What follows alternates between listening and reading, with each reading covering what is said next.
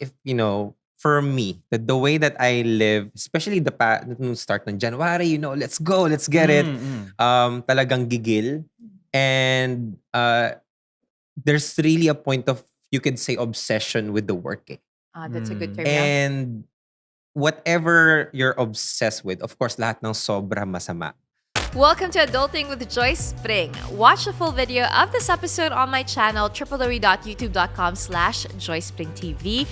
And if you want to level up your adulting game, check out joycepring.com/collections for my digital products and courses. Having the capability of pressing pause and stop is also vital to people who are hustling hard, which is kind of hindi masyadong na-highlight din sa mga taong gustong mag-hustle hard. Like, some people think na it goes extreme. Pero it's really the risk na when it's like a switch that you turn on. Pag nag-switch ka na, okay, hustle, talagang focus ka sa goals. Iwan mo lahat. Joke lang. Relax ka lang. Pag sinabi mong focus ka sa goal, parang pag sinwitch mo yon, nothing else matters, which puts you in that extreme point. That poses a risk. And, for me, the way I've been living, especially the past couple of weeks, it's really thinking that it's worth it. But at the same time, you sinabi mo yun na parang, okay, it also poses that threat na it can lead to a burnout, I could say. Kasi it's really the obsession in doing that. Well, speaking of burnout, do you ever feel guilty for taking a rest? Ooh, I love that. I love that question kasi I think isa yan sa mga naiisip ko rin na pag nagpapahinga ako, I feel guilty. Yan, kaka-hustle hard. Talaga? May ganun kayong feeling? Magkaiba talaga tayo ng view. Pero I wanna hear. I feel guilty by resting na and at the same, parang okay, I'm trying to talk to myself here. Pero kasi I know for a fact na I've given a talent, I've given some gifts, and I want to maximize this as much as I can. And I know for a fact that my life here is limited. And so with that, ang mindset ko towards that na I need to make sure that every second counts. And so I kind of built this mode or this resilience inside of me na I can rest when I'm done, right? I'll sleep when I'm dead. Which also translates to that. Nakakatakot. Ako dun Can I just say that was my motto when I was starting in my career? Kasi grabe, lahat ng hosting, lahat ng pwedeng kantahan, lahat ng content na pwede kong gawin, ginagawa ko siya. And I always tell my friends when they say, alam mo, ang laki-laki na ng eye bags mo, magpahinga ka na. I say, I'll sleep when I'm dead. But at some point, if you look at it na deep inside, hindi ka napapagod Yun ang parang that's why I'm really interested in this, in this conversation, because I don't feel tired. Pero your body's giving up. Sometimes. But mentally, sometimes may Mentally. Yun nga, long-term siguro That's what we also need to bring up na, okay, hustle hard is good for the short term, especially results. You want it for 6 months.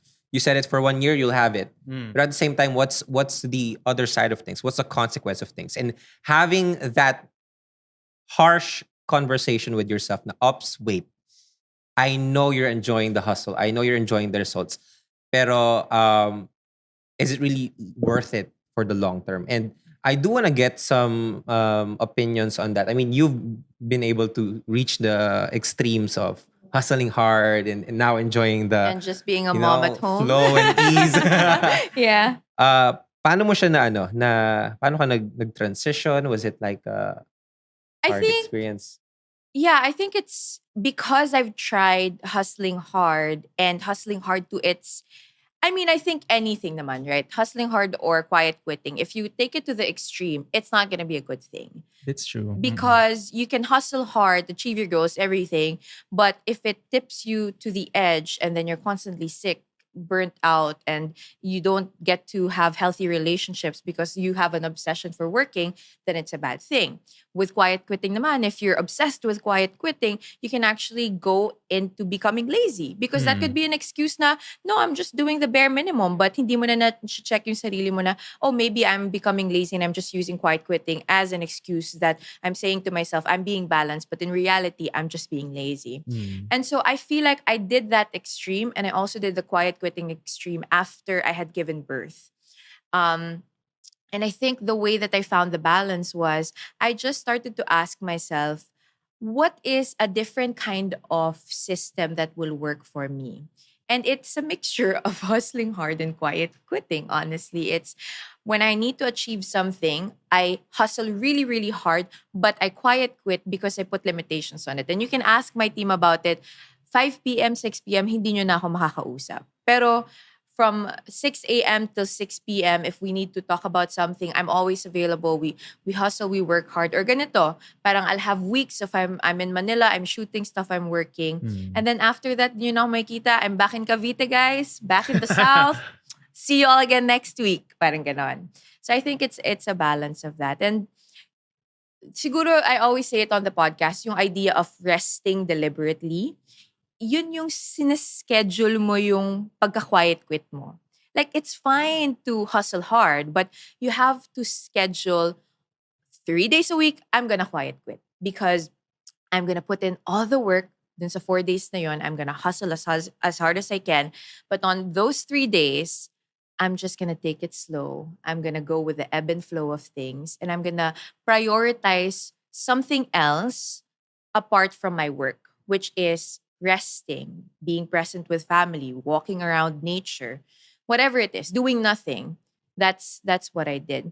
I want to hear your thoughts, Makoy. Kasi kanina nung nag-explain si Alec, sabi mo, interesting kasi sobrang magkaiba tayo ng views Yun, and yeah. perspectives. But I think it's about rest. It's a rest. Oo. So, yung sa rest, no? So, sabi nila kanina, di ba, nagigilty raw sila pag nag-leave sila. Well, hindi ako nagigilty. Well, sige, let's, himayin natin. Well, ako, I don't feel guilty pagka babakasyon ako or pagka nagli-leave ako or parang like for example, okay, naka-leave ka and then nag-email yung boss mo pero hindi mo siya re-replyan at all. And pag na-feel mo naman na okay, there's no urgency to reply kasi kaya namang i-handle ng teammates mo, go lang, dyan lang siya. Ako, I don't feel guilty because maybe it's my mindset na we all deserve to pause. And somehow, I agree na meron tayong switch, di ba? Na okay, chop-chop, pero pag nagawa mo na, okay, pwede kang mag-quiet quit. Pero ako, I don't feel naman na guilty pag nag-leave ako or pag gusto ko magpahinga kasi feel ko naman deserve ko magpahinga. Lalo na pag naramdaman ko naman na okay, nabigay ko naman na yung requirement.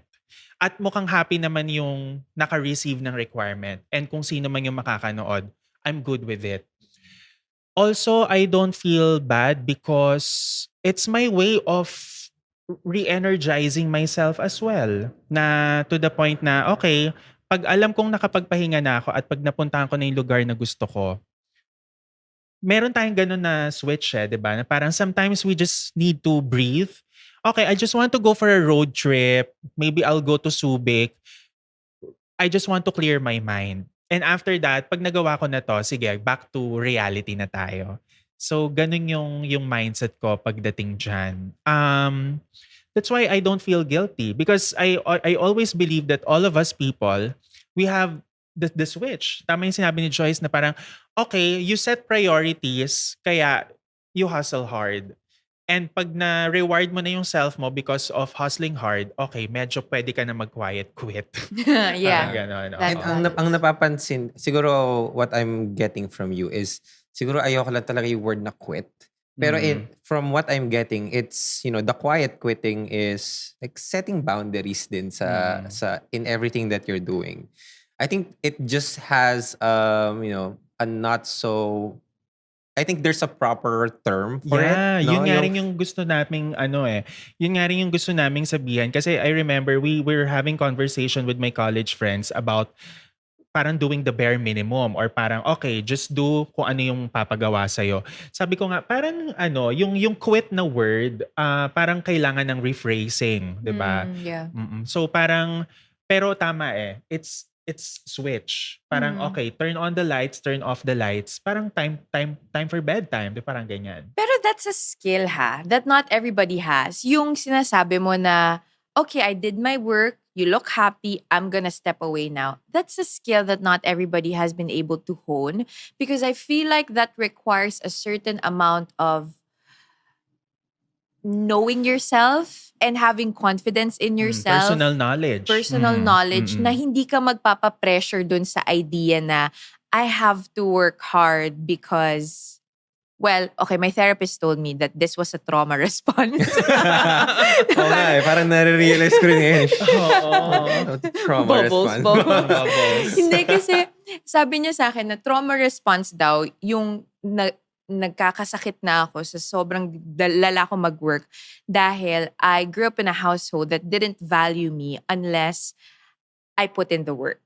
So unless I was the smartest kid in the room, unless I was the most achieved, unless I was the most successful in this particular household, nobody gave a crap about me. So trauma response siya na nadala mo to your adulthood, I'm gonna keep being perfect and working hard as hard as I can because if not, I don't have value. So parang nakatay dun yung value mo. That's it for this episode of Adulting with Joyce Pring. If you liked this podcast, please don't forget to use the hashtag Adulting with Joyce Pring and also check out www.joycepring.com for the show notes and tag me on social media with you know it at Joyce Pring. I'll talk to you guys again soon. Paalam!